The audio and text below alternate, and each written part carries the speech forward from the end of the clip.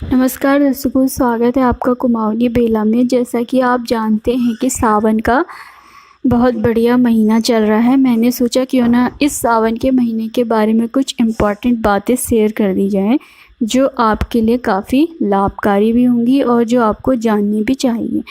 इस टाइम पे ऐसा होता है, भगवान शिव की आराधना करने का, शास्त्रों के अनुसार भगवान शिव की इस टाइम पे पूजा करने का हमें जो फल है बहुत जल्दी मिलता है। वैसे भी भगवान भोलेनाथ काफ़ी भोले कहे जाते हैं। अगर उनको सिर्फ जल ही चढ़ा दिया जाए या खाली पुष्प ही चढ़ा दिया जाए सच्चे मन से, तो भगवान भोलेनाथ प्रसन्न हो जाते हैं। इस महीने में शिव और पार्वती की पूजा करना, गणेश जी की पूजा करना, उनके पूरे परिवार की पूजा करना काफ़ी शुभ माना जाता है। कहा जाता है इस टाइम पे 4 महीने के लिए भगवान विष्णु शयन काल में चले जाते हैं और वो प्रकृति का संचालन भगवान शिव को सौंप देते हैं। तो इस टाइम पे जो प्रकृति है उसका संचालन भगवान शिव करते हैं और उनकी पूजा अर्चना करने से हमें किसी भी चीज़ का, जो भी हमारी मनोकामना है, इच्छा है, बहुत जल्दी पूरी हो जाती है। इसलिए हमें क्या करना चाहिए इस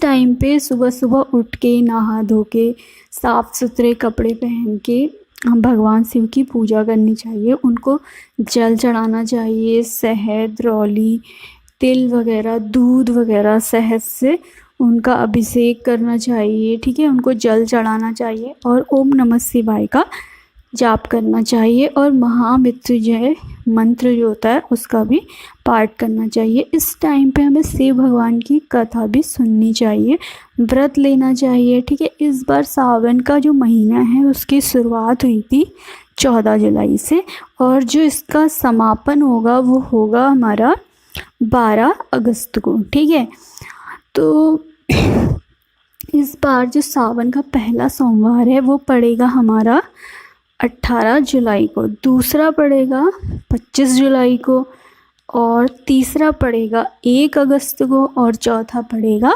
8 अगस्त को।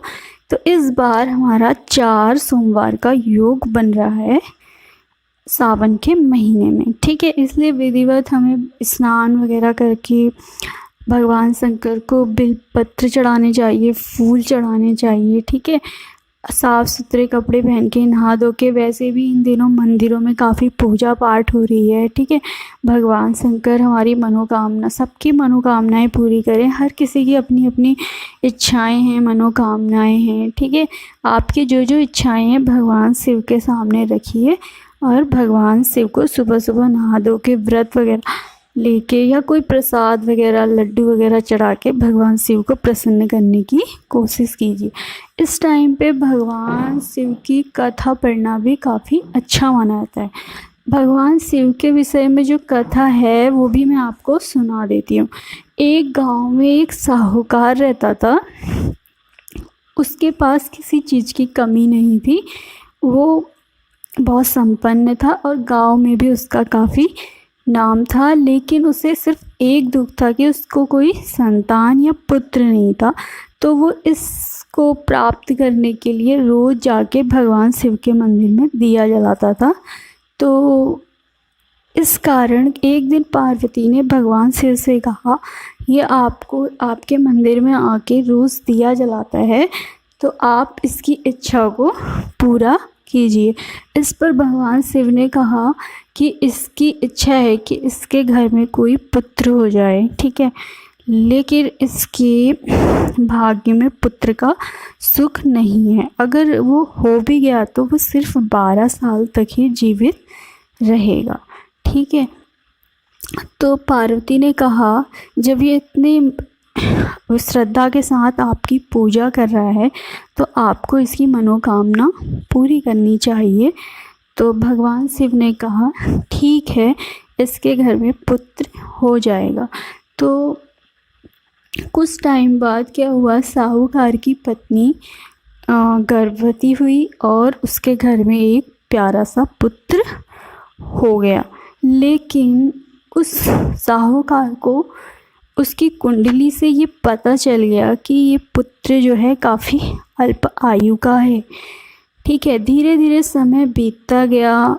जो बालक था वो धीरे धीरे बड़ा होता गया और अब वो 11 साल का हो गया। तो उसकी माँ ने कहा कि अब हमारा पुत्र बड़ा हो चुका है, अब इसका विवाह वगैरह कर देना चाहिए। इस पर साहूकार ने कहा कि अभी विवाह करने से पहले हमें इसे काशी भेज देना चाहिए पढ़ाई करने के लिए मामा के साथ।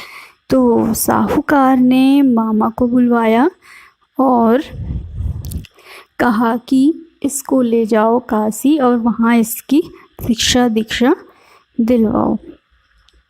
तो और कहा कि बीच बीच में ब्राह्मणों के साथ पूजा पाठ करते हुए चलते जाना। तो फिर क्या हुआ,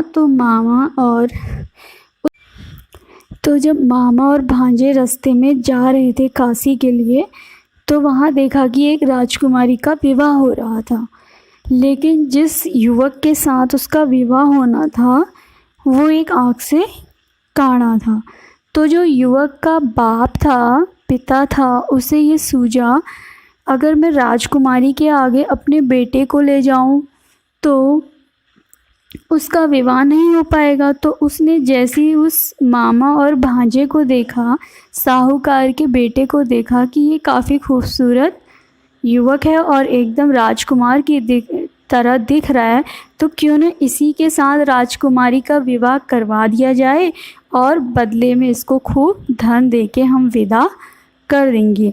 तो उसने मामा और भांजे से सारी बातें कही। तो मामा भांजे राजी हो गए। तो जो युवक था उसने क्या किया, राजकुमारी से विवाह कर लिया। लेकिन उसने राजकुमारी को सारी बातें बता दी। उसने कहा तुम्हारा विवाह तो मेरे साथ हुआ है, लेकिन जिसके साथ तुम्हें विवाह भेजा जाएगा वो एक आँख से काड़ा है और इस विवाह के बदले में हमने कुछ धन लिया है। तो फिर वो ये सब बातें बताकर अब काशी अपनी पढ़ाई शुरू करने के लिए चला गया मामा के साथ। लेकिन राजकुमारी ने, जो काड़ा युवक था, राजकुमार था, उसके साथ जाने से मना कर दिया, क्योंकि उसने अपने पिता से कहा उसकी शादी जिसके साथ हुई थी वह एक साहूकार का बेटा था जो इस टाइम पे काशी गया हुआ है पढ़ाई के लिए, और इसके साथ उसके फेरे नहीं हुए हैं। तो वो शिव जी की भी बहुत बड़ी भक्त थी और वो पूजा पाठ में लग गई। ठीक है। उधर जो साहूकार था वो भी अपने पुत्र की लंबी आयु के लिए भगवान शिव की पूजा करता रहा। दोनों पति पत्नी पूजा करते रहे कि हमारा बेटा अपनी पढ़ाई पूरी करके सकुशल लौट आए। उधर वो मामा भांजे दोनों काशी पहुंच गए और युवक अपनी पढ़ाई करने लगा। और एक दिन अचानक क्या हुआ, जैसे ही युवक 12 साल का हुआ तो उसके प्राण निकल गए। मामा ने उसे पुकारा, लेकिन काफ़ी बार पुकारने पे जब वो नहीं आया तो मामा को लगा कि अब ये मर चुका है। लेकिन उधर से जब शिव पार्वती आ रहे थे तो भगवान की कृपा से, उन लोगों के व्रत के आशीर्वाद से वो युवक फिर से जिंदा हो गया। और फिर जब उस युवक की पढ़ाई हो गई, ख़त्म हो गई, तो मामा भांजे दोनों काशी से अपने घर को जब लौट रहे थे तो बीच में राजकुमारी का घर पड़ा। तो राजकुमारी के पिता ने कहा आप मेरी पुत्री को भी साथ में ले जाइए, और बदले में राजा ने खूब सारे धन के साथ अपनी बेटी और उस साहूकार के पुत्र को विदा किया।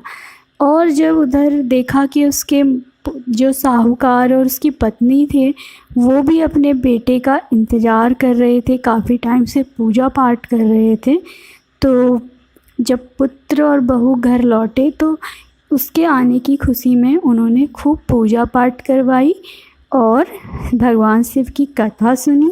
और इस तरीके से उस परिवार का भगवान शिव ने पूरी तरह से भला कर दिया। ये सिर्फ उनकी पूजा पाठ का ही आशीर्वाद था, भगवान शंकर की ही कृपा थी जो उनको सारे सुख प्राप्त हुए और वो सारी परेशानियों से बाहर निकल सके। धन्यवाद।